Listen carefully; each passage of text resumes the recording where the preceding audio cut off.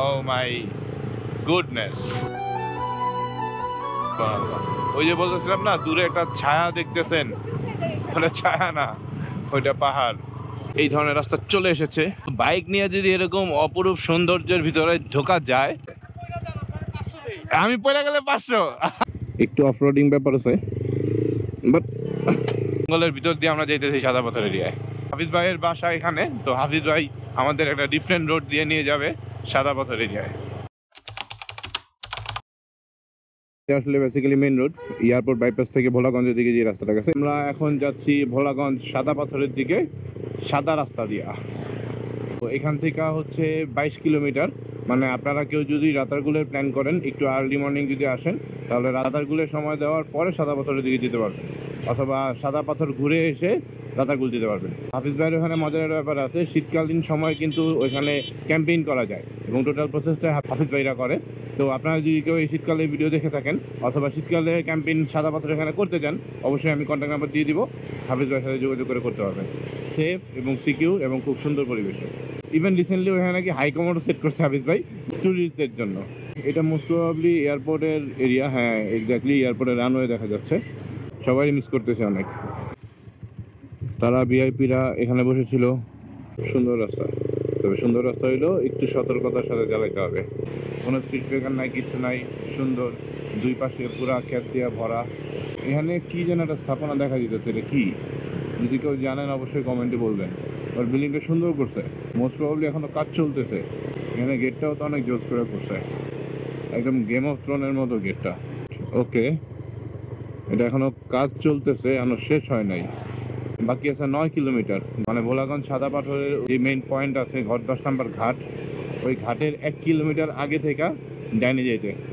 ওইখানে হাফিজ ভাই আমাদের জন্য ওয়েট করবে, এখানে বাইক নিয়ে যাওয়া যাবে। আমরা চলে আসছি ভোলাগঞ্জ টুকের বাজারে। এখানে অনেক রেস্টুরেন্ট আছে, টুরিস্টরা এখানেই খাচ্ছে। দেখতে পাচ্ছেন কিনা, মেঘের মাঝখানে আচ্ছা একটা কালো ছায়া দেখা যাচ্ছে দূরে। ওইটা কিন্তু কালো ছায়া না, ওটাই হচ্ছে পাহাড়। তবে ব্যাপারটা হচ্ছে, যেখান থেকে পাহাড় শুরু ওখান থেকে ইন্ডিয়া। পাহাড় ছাড়া পুরো জায়গাটা হচ্ছে আমাদের বাংলাদেশে। মোস্ট প্রবাবলি আমরা ওই রাস্তাটায় যাব, একটু শিওর হইতে হবে। আচ্ছা সবাই, কিন্তু আমরা যাবো এদিকে। কয় কিলো সামনে? ও হ্যাঁ, ঠিক আছে, তাহলে আমি ঠিক রাস্তাতেই আছি। এই রাস্তা দিয়ে যেতে হবে। যাব আমরা দয়ার বাজার। চলেন হাফিজ ভাই আমাদের কোন রাস্তা দিয়ে নিয়ে যায় দয়ার বাজারে সাদা পাথরের জায়গায়। ও মাই গুডনেস। ওই যে বলতেছিলাম না, দূরে একটা ছায়া দেখতেছেন, ওটা ছায়া না, ওইটা পাহাড়। ওকে চলেন। ম্যাডাম এই এক ঝলক দেখেই পাগল হয়ে গেছে, কিন্তু আসলে তো আমরা ওই ঝলকের দিকেই যাচ্ছি। আসসালামু আলাইকুম। হ্যাঁ, আপনি কি এখানে থাকেন? আমি দক্ষিণ ঢাকা। আপনি কি ইন্ডিয়ান নাকি? ও, চেয়ারের মধ্যে ইন্ডিয়ান ইন্ডিয়ান লাগতেছে। ও, এদিক দিয়ে নামছেন না? চলেন তো যাই দেখি এদিকে ইন্ডিয়া যাওয়া যায় কিনা। এই হচ্ছে আমাদের হাফিজ ভাই, দ্য কিং অফ ভোলাগঞ্জ। এখানকার লোকাল, এখানেই থাকে। শুধুমাত্র টিম বাইক বিডি মেম্বার না, একটা বাইকার হিসেবে উনি সিলেটকে রিপ্রেজেন্ট করে পুরো বাংলাদেশে। সিলেটে কোনো মোটর ট্রাভেলার আসলে হাফিজ ভাই সবার আগে আগায় আসে। তো দ্যাটস ওয়াই সবাই তারা এতটা ভালোবাসে। হাফিজ ভাইয়ের বাসা এখানে, তো হাফিজ ভাই আমাদের একটা ডিফারেন্ট রোড দিয়ে নিয়ে যাবে সাদা পাথর এরিয়ায়। আর যেটা বলতেছিলাম, হাফিজ ভাইয়ের কিন্তু এখানে ক্যাম্পিং সেটআপ আছে। শীতকালীন সময় যদি আপনারা কেউ ক্যাম্পিং করতে চান, অবশ্যই হাফিজ ভাইয়ের এখানে আসতে পারবেন। সাদা পাথরের এখানে একমাত্র ক্যাম্পিং সেটআপটা কিন্তু হাফিজ ভাইয়ের। তো উইথ সেফটি, সিকিউরিটি, কমফোর্টে আপনারা প্রাকৃতিক পরিবেশে যদি ক্যাম্পেইন করতে চান, হাফিজ ভাইয়ের ওই পুরো ব্যবস্থা করা আছে। ইনশাল্লাহ আমাদেরও ইচ্ছা আছে এবারের উইন্টারে হাফিজ ভাইয়ের এখানে এসে ক্যাম্পেইন করা সাদা পাথরের এখানে। কারণ উইন্টারে কিন্তু সাদা পাথরের সৌন্দর্য আরো অন্যরকম হয়ে যায়। ভোলাগঞ্জের সাদা পাথর এরিয়ায় নৌকা ছাড়াও যাওয়া যায়। তো আমরা বাইক দিয়েই সাদা পাথর এখানে যাচ্ছি। সবাই কিন্তু ইউটিউব, ফেসবুকে ভিডিও দেখেন যে ভোলাগঞ্জে আসলে বাইক দিয়ে না নৌকা দিয়ে যাওয়া হয়, বাট আমরা এখন বাইক দিয়ে সাদা পাথরের দিকে যাচ্ছি। এই রাস্তাটা দেখাই দিতেছি, ডিটেলস যদি লাগে হাফিজ ভাইয়ের নাম্বার দিয়ে দিব, হাফিজ ভাই আপনাদেরকে সাপোর্ট দেবে ইনশাআল্লাহ। সুবহানাল্লাহ। আমি জানি না আপনারা ক্যামেরায় দেখতেছেন কিনা, আসলে কিছু কিছু দৃশ্য ক্যামেরায় কখনোই রেকর্ড করা সম্ভব হয় না, যেটা খালি চোখে দেখা যায়।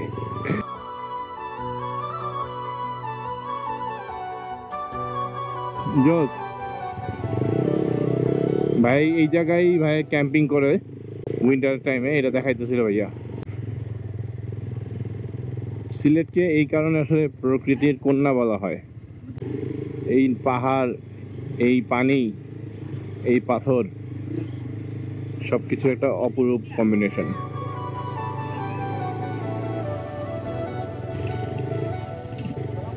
ওয়ালাইকুম সালাম ভাই, ভালো আছেন? আসেন, সামনে আসেন। আমরা গ্রামের ভিতর দিয়া মাটির রাস্তা দিয়া যাইতেছি ভোলাগঞ্জের ভিতরে, সেই সাদা পাথর এরিয়ায়। ওকে, ব্যাপারটা জোস। ওইটাই ওই জায়গারই সেফ।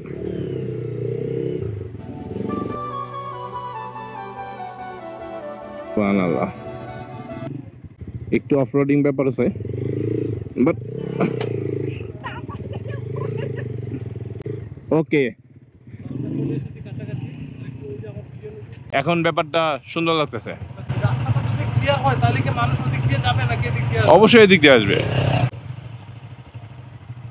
তো আমরা এই ফুল গ্যাং হাফিজ ভাই নিয়ে দিতেছে।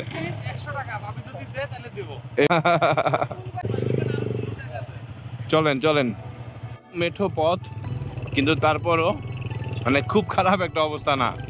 তো এটা পাকা রাস্তা হয়ে যেতে পারে হাফিজ ভাই বলতেছিল, কিন্তু পাকা রাস্তা যদি নাও হয়, এই এতটুকু রাস্তায় কি আমরা চালাইতে পারবো না?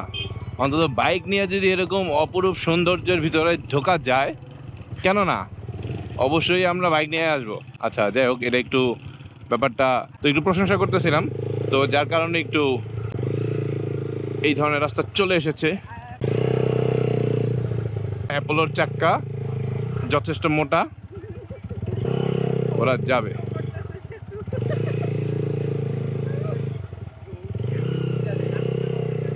তোমার বুঝতে হবে ভাই, অ্যাপোলোর টায়ার, ঠিক আছে? আমি পড়ে গেলে 500 টায়ার টায়ার অ্যাপোলোর টায়ার। মানে সবাই নাইমে এসে, আমি ভাবছিলাম আমরা উঠাইতে, সবাই নাইমে এসে আমি যেন পড়ে যাই এটা দেখতে। সবাই ক্যামেরা অন করে বসেছিল, আমি পড়বো এটা দেখবো না। এ তো কোটি টাকার ভিউ।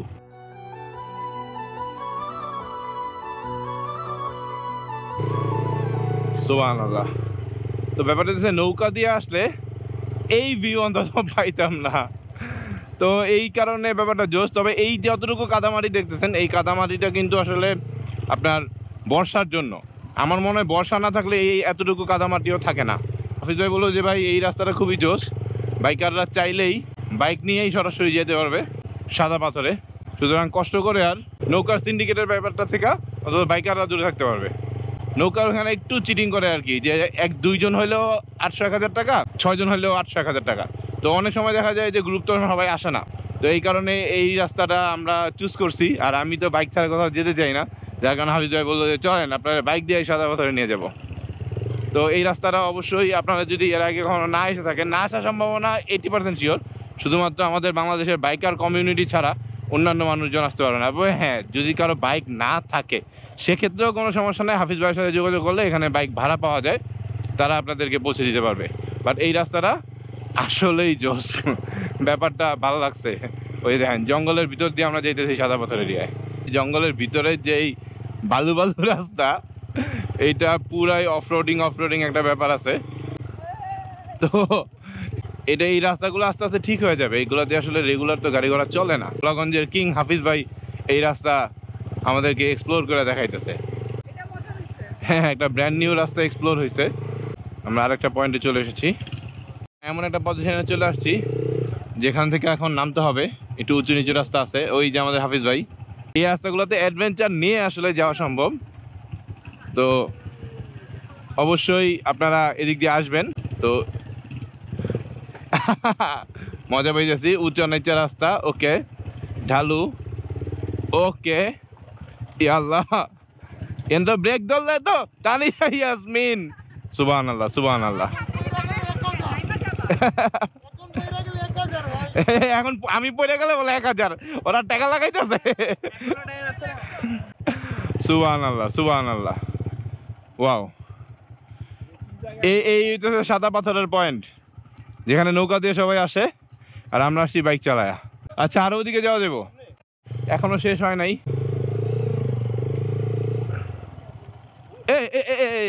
কোন গ্যাপ মেরে দিছি? ফালামু না, যাই করি না কেন? তো ফালানো ছাড়া আর করার কি আছে? কই ঝর্ণা? এটা ঝর্ণা না, এগুলারে ছড়া বলে, ছড়া। ঝর্ণার পানি, হ্যাঁ ঝর্ণার পানি নামতেছে। আয় হায় শেট, এবার নামাই দিব। আল্লাহু আকবার। ওই যে আমার ছেড়ে চলে যাচ্ছে সবাই সাদা পাথরের দিকে। এটা অনেক ভালো একটা এক্সপিরিয়েন্স ছিল। থ্যাংক ইউ সো মাচ হাফিজ ভাই, আপনি আসলে দুপুরবেলা খাওয়ায় যে তৃপ্তি দিচ্ছেন তার চেয়ে বেশি তৃপ্তি দিচ্ছেন ভাই এই ভিউ দেখা। সুবহানাল্লাহ সুবহানাল্লাহ। আমি ড্যাম শিওর আপনারা যারা ভিডিও দেখতেছেন তারা ম্যাক্সিমাম মানুষজন এই রাস্তা দেখেন নাই বা এই ভিউ দেখেন নাই। শেট, আমরা কোন দিক দিয়ে যেতেছি? আমি তো ফলো করতে পারতেছি না আপনাদেরকে ভিডিও দেখাইতে। হ্যাঁ এদিক দিয়ে একদম উপর দিয়ে বলে যেতে হবে। আল্লাহ মাফ করুক। ওকে ফান, ব্যাপারটা আসলেই জোস। আমরা জঙ্গলের ভিতর দিয়ে যাচ্ছি।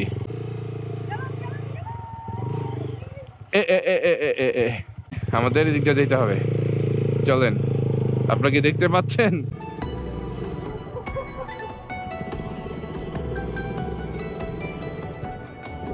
কখন কোন গর্ত থেকে জানি পানিতে পড়ে যাই। হাফিজ ভাই ওকে, আমি পড়লাম না কেন? মানে সবাই চায় আমি পড়ে যাই। মানে ব্যাপারটা কত মজার, চিন্তা করে দেখেন। সবাই ওই পারে ভিড় লাগায় রাখছে আর আমরা আমাদের প্রাইভেট প্লেসে আছি। আমরা হাইট ওই পারে চলে যাই। হাইটা যেতে পারবো না, নৌকা আছে, নৌকা দিয়ে যাওয়া যাবে।